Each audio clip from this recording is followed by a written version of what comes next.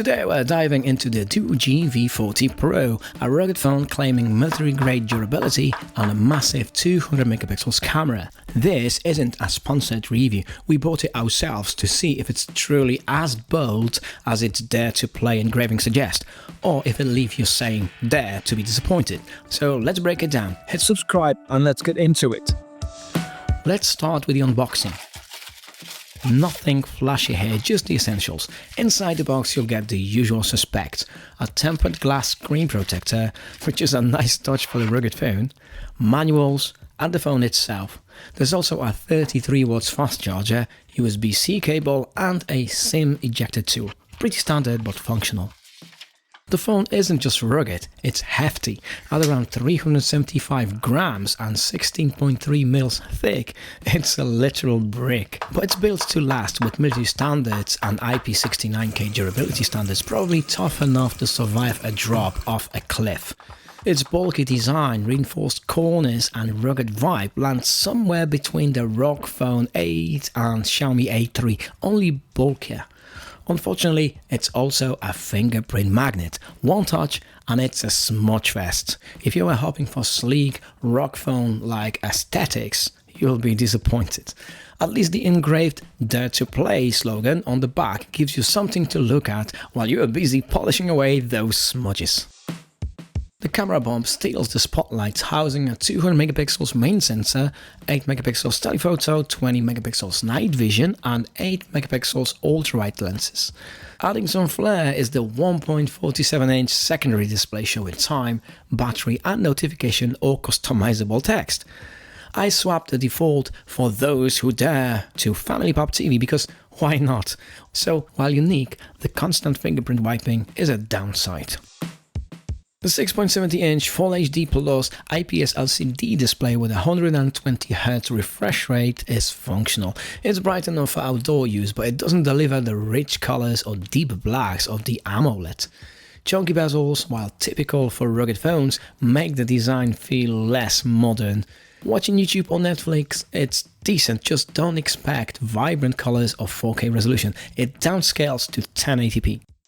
The mono speaker is a bigger letdown. In 2025, it feels dated, like a throwback to budget phones of a decade ago. Gaming or watching videos in landscape mode, your palm will likely cover the speaker, muffling the sound.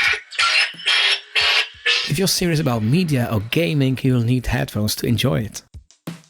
The 8680 mAh battery is big on paper, but falls short in practice. With casual use like social media, light gaming and some camera shots, it lasts me about 3 days. Heavier usage like gaming or media drains it faster, meaning you'll need to recharge sooner. The 33 watts fast charging is decent, hitting 50% in around 35 minutes and 100% in around 90 minutes. And reverse charging, cool in theory, but impractical in real-world use. For example, if you're gaming for hours, you might end up reverse charging the V40 Pro itself. The phone packs a quad camera setup. Now, the 200 megapixels main sensor shines in daylight with crisp and detailed photos, but here's the catch. Zooming transition to the 8 megapixels telephoto lens after around 10 times zoom and drop in quality is noticeable. Why an 8 megapixels telephoto lens? It's a missed opportunity. Something like 50 megapixels would make a big difference. Sure, it mimics what premium phones like the iPhone 15 Pro deliver, but the results on this budget phone don't quite match the flagship standards. That said, for the price, it performs better than most other rugged phones in its class. The wide-angle lens, not the sharpest, but functional. It's a bit softer than the iPhone 15 Pro or Pixel 9, but honestly, I've seen worse in this price range. The night vision camera, that's more of a party trick than useful. Autofocus struggles, videos are grainy and shaky without stabilization, and the 12 to 15 meters range doesn't help much. I tried it once and didn't feel the need to use it ever again. For video, you get 4K at 30 FPS with decent stabilization in good lighting, but low light footage turns grainy. The stabilization gets the job done, but it's not on the same level as the iPhone 15 Pro. That said, when you factor in the overall image quality, the V40 Pro actually holds up surprisingly well. The audio isn't great, but the video itself is pretty solid.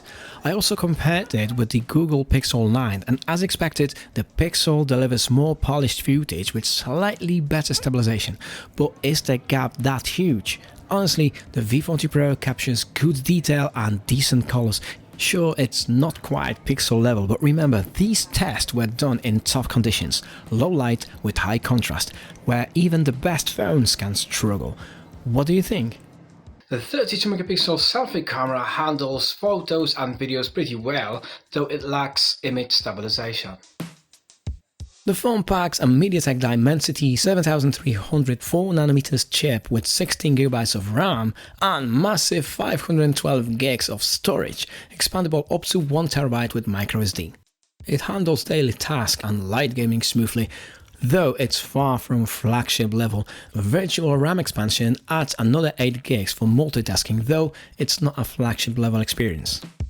On the connectivity side, you get 5G, dual SIM, NFC for contactless payments, Wi-Fi 6, Bluetooth 5.2 and a USB-C 2 port for plugging in external devices. For navigation, there's support for GPS, GLONASS, Galileo and BDS, standard but reliable. The biggest downside, software updates are limited to 2 years. After that, the phone might lack security patches, turning it into an e-waste sooner than you would like. If 2G extends support in the future, we'll update you, so drop any new info you have in the comments. That'll be helpful for everyone here. The Dimensity 7300 performs well for its category, though it's far from flagship territory. Geekbench scores come in at 1031 in single-core, 3156 in multi-core and 2504 in OpenCL for GPU, while Antutu scores 708K. On paper, it's no match for heavyweights or gaming-focused phones like the Red Magic 10 Pro, but in real-world use, honestly, it's not bad. Swiping through content is smooth, apps load quickly, and compared to the Ulefone Armor X31 Pro, which felt sluggish and clunky, the V40 Pro is completely different league. And gaming, you'll see in a moment, it's surprisingly capable. Sure, benchmarks are fun for comparisons, but real-world performance is what really counts. And here, the V40 Pro delivers enough to satisfy budget-conscious buyers looking for casual gaming and reliable day-to-day performance without breaking the bank. Alright, let's talk gaming, because with that bold Dare to Play engraving on the back, I honestly didn't know what to expect. But surprise, surprise, this thing handles games better than I anticipated. Here's what I found. Asphalt Legends, max graphics, 60 FPS. It's smooth enough for casual racing, though you'll notice occasional frame drops. Nothing deal-breaking, but let's be real, the mono speaker kills the vibe. Pro tip, grab a pair of decent headphones.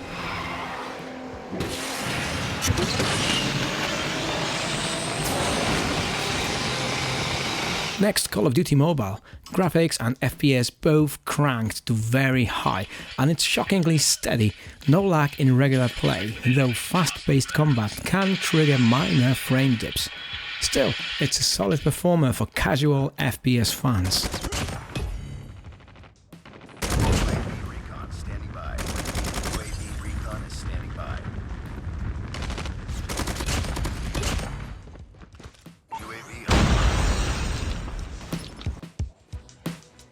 Genshin Impact. Here's the real surprise. On low settings at 30 FPS, it's playable.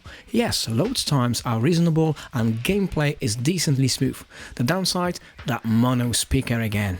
It's way too easy to muffle it with your palm during play, compared to something like the Poco F6, which has stereo sound and better ergonomics for marathon sessions.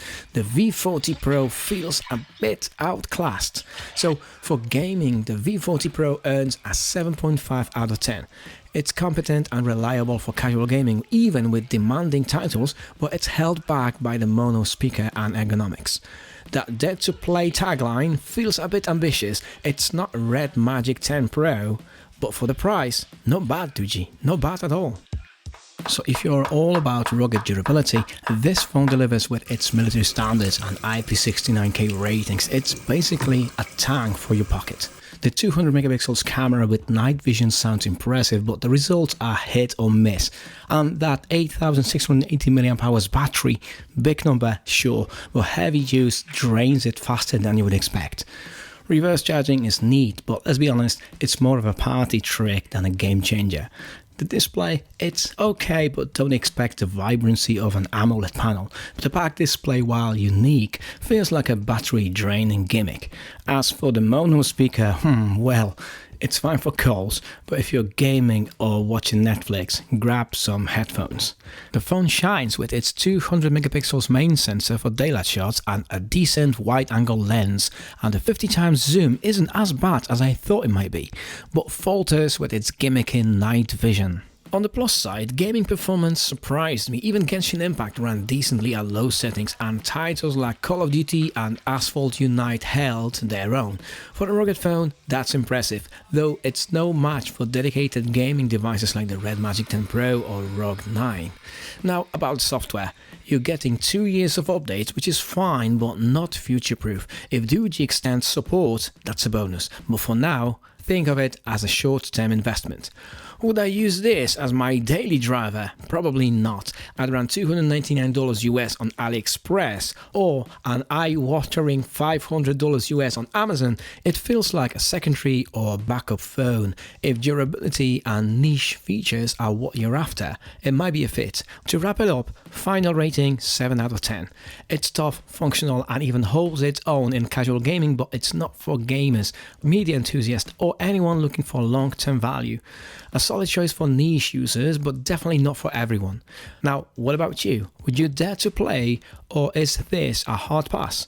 Drop your thoughts in the comments, and don't forget to subscribe. I've got reviews coming up for Doogee Blade GT and the Red Magic 10 Pro, which might just redefine budget-friendly gaming. Stay tuned. So what do you think? Catch you guys in the next one.